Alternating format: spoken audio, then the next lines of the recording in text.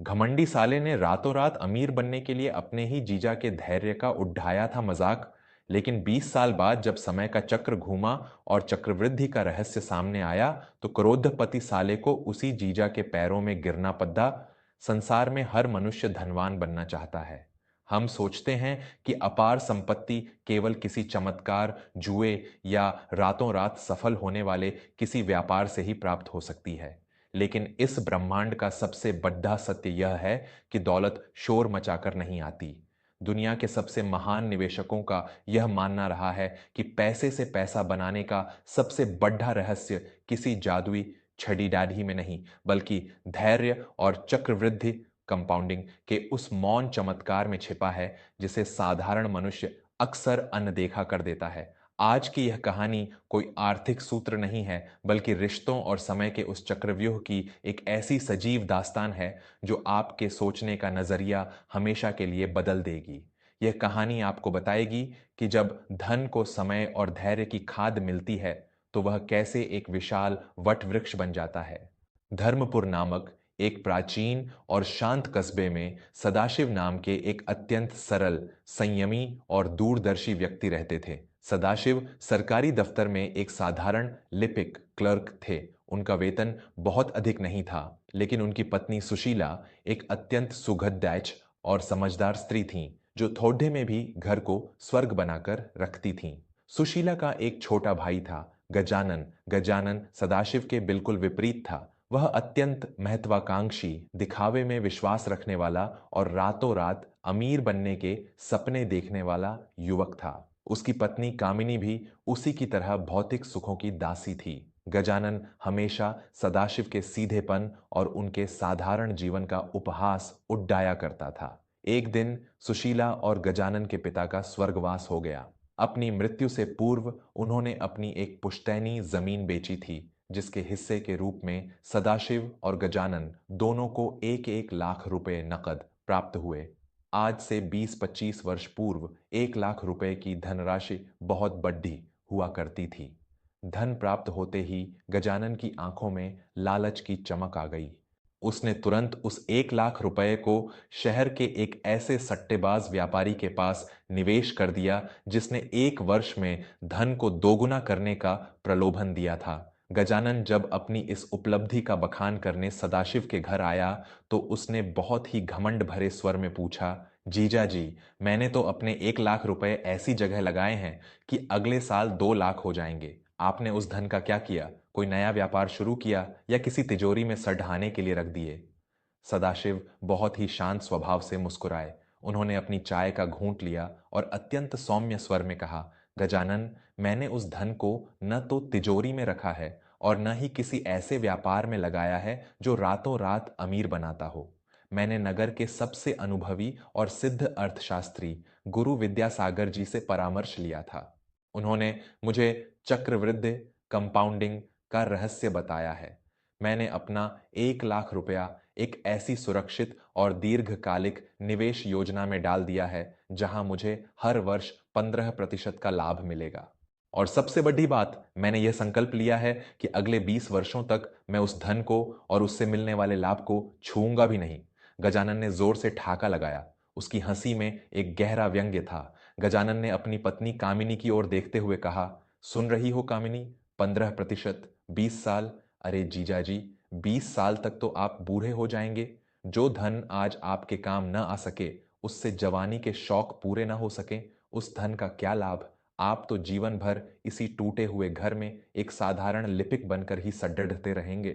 मेरा मार्ग देखिए, मैं कुछ ही सालों में इस शहर का राजा बनूंगा।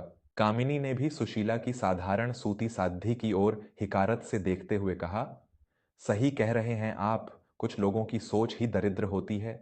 दीदी, आप तो जीवन भर ऐसे ही बर्तन मांजती रहना। सुशीला को अपने भाई और भाभी के ये कड़ी डी डियाट्वे शब्द तीरों की तरह चुभे। जब वे चले गए तो सुशीला की आंखों में आंसू आ गए।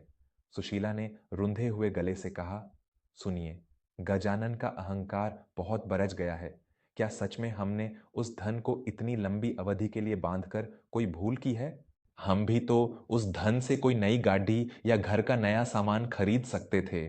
सदाशिव ने बहुत ही प्रेम से सुशीला का हाथ अपने हाथों में लिया और उसे जीवन का वह रहस्य समझाया जो धनवानों का सबसे बद्दा अस्त्र होता है। सदाशिव ने कहा, सुशीला, जो पेड़ रातों रात बढ़ता है वह पहली आंधी में उखड़ भी जाता है, लेकिन बरगद का पेड़ जमीन के नीचे शांति से अपनी जड़ें मजबूत करता है।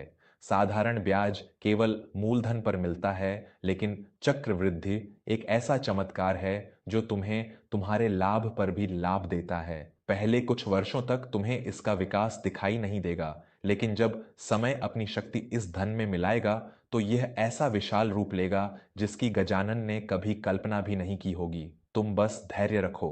समय अपनी गति से आगे बढ़ने लगा। गजानन का वह जोखिम भरा निवेश शुरुआत में बहुत सफल दिखा। सट्टेबाज ने उसे मोटा मुनाफा दिया।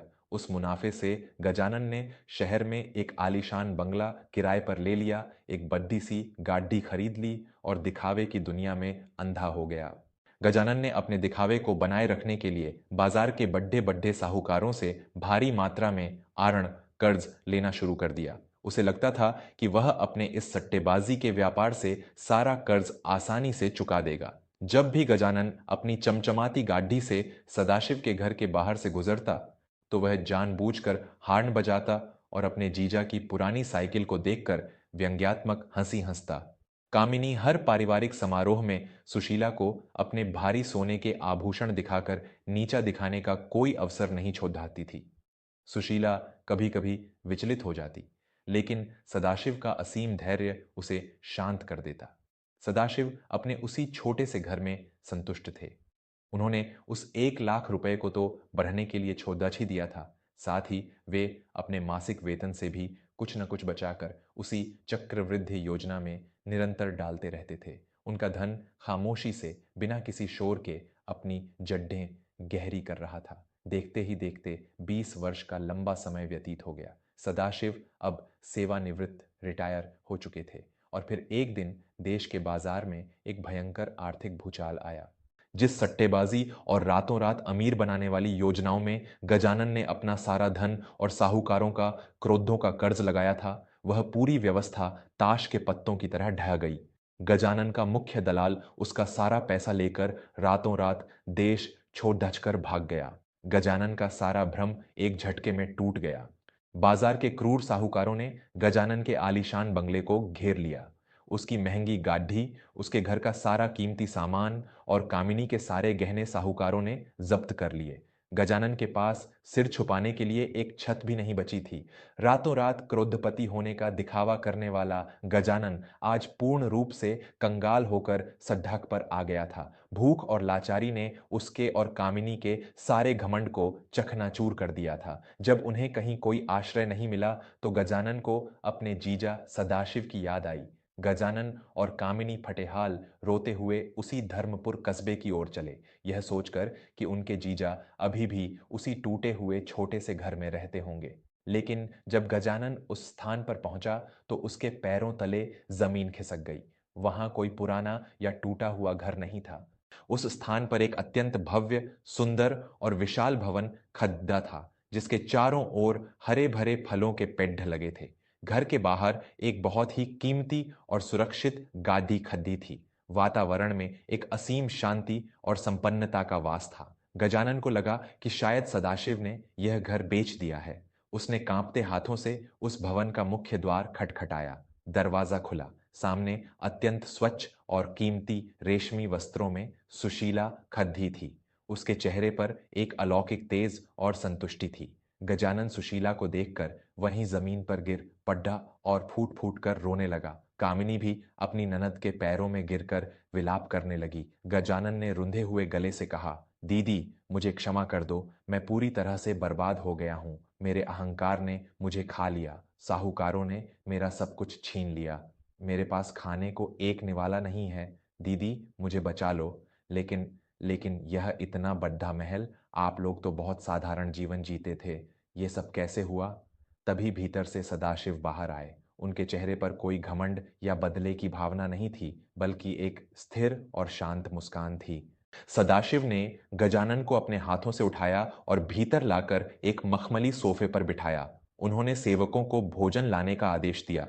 सदाशिव ने बहुत ही शांत और गंभीर स्वर में कहा, गजानन, यह महल किसी रातों रात के चमत्कार या जुए का परिणाम नहीं है। यह उसी 1 लाख रुपए का परिणाम है जिस पर तुमने 20 साल पहले ठहाके लगाए थे। गजानन की आंखें फटी की फटी रह गईं। गजानन ने हकलाते हुए पूछा, 1 लाख रुपए जीजा जी, 1 लाख रुपए 20 साल में ज्यादा से ज्यादा 4 या 5 लाख हो सकते हैं। यह करोड़ों की संपत्ति कैसे बन गई? सदाशिव ने गजानन के कंधे पर हाथ रखा और धन का वह सबसे बड़ा और गुप्त ब्रह्मांडीय रहस्य खोला। सदाशिव ने कहा, यही तो तुम्हारी अज्ञानता थी गजानन। तुमने केवल साधारण जोड़ घटाव सीखा था, लेकिन तुमने चक्रवृद्धि के चमत्कार को कभी नहीं समझा। मैंने जो 1 लाख रुपए निवेश किए थे, वे पहले वर्ष 15,000 बढ़कर 1,15,000 हुए। दूसरे वर्ष मुझे 1 लाख पर नहीं बल्कि 1,15,000 पर लाभ मिला। इसी तरह मेरा लाभ मेरे मूलधन में जुड़ता गया और उस पर भी लाभ मिलता गया।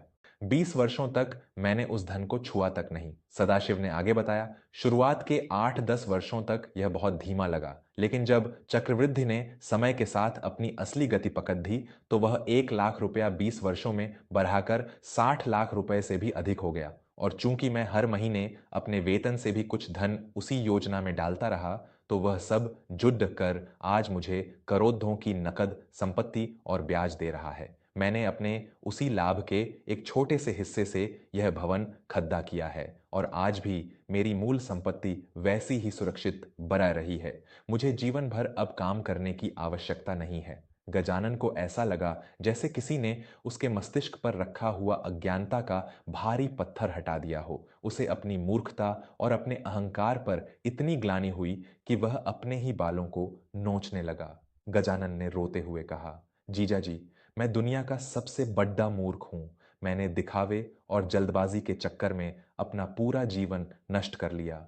मैंने धन का सम्मान नहीं किया, समय का सम्मान नहीं किया। आपने खामोशी से समय को अपना मित्र बना लिया और आज आप राजा बन गए। मुझे क्षमा कर दीजिए जीजा जी, मैंने आपका बहुत अपमान किया था। सदाशिव ने गजानन को अपने गले से लगा लिया। सदाशिव ने करुणा भरे स्वर में कहा, तुम्हें क्षमा तो मैंने उसी दिन कर दिया था गजानन। दौलत और सफलता कभी भी दूसरों को नीचा दिखाने के लिए नहीं होती। मैंने यह संपत्ति इसीलिए नहीं बनाई कि मैं तुम्हें अपना रुतबा दिखा सकूं, बल्कि इसीलिए बनाई ताकि मेरे परिवार को जीवन में कभी किसी के आगे हाथ न फैलाना पड़े। तुम मेरे साले हो, सुशीला के भाई हो। मैं तुम्हारे सारे कर्ज आज ही चुका दूंगा। तुम यहीं हमारे साथ रहोगे। सुशीला ने भी कामिनी को गले लगा लिया और उसके सारे आंसू पोंछ दिए। उस दिन गजानन ने अपने जीवन का सबसे बड़ा पाठ पढ़ा। उसने जाना कि जो दौलत शोर मचाकर, दिखावा करके और रातों रात प्राप्त की जाती है, उसका कोई धरातल नहीं होता। वह पानी के बुलबुले के समान होती है। यह कहानी हम सबके लिए एक बहुत बड़ा और यथार्थवादी पाठ है। जीवन में कभी भी जल्दी अमीर बनने के प्रलोभन में पड़े कर अपनी मेहनत की कमाई को जोखिम में नहीं डालना चाहिए। पैसे से पैसा बनाने का असली रहस्य केवल धैर्य और चक्रवृद्धि में छिपा है। यदि आप छोटी सी धनराशि को भी निरंतर और अनुशासित रूप से सही स्थान पर निवेश करते हैं और उसे समय की खाद देते हैं, तो एक दिन वह इतना बड़ा वटवृक्ष बन जाएगा जिसकी छाया में आपकी आने वाली पीढ़ियां भी चैन से बैठ सकेंगी। समय की शक्ति को पहचानिए, क्योंकि जो इंसान समय का सम्मान करते हुए धैर्य रखता है, दौलत स्वयं उसकी दासी बन जाती है।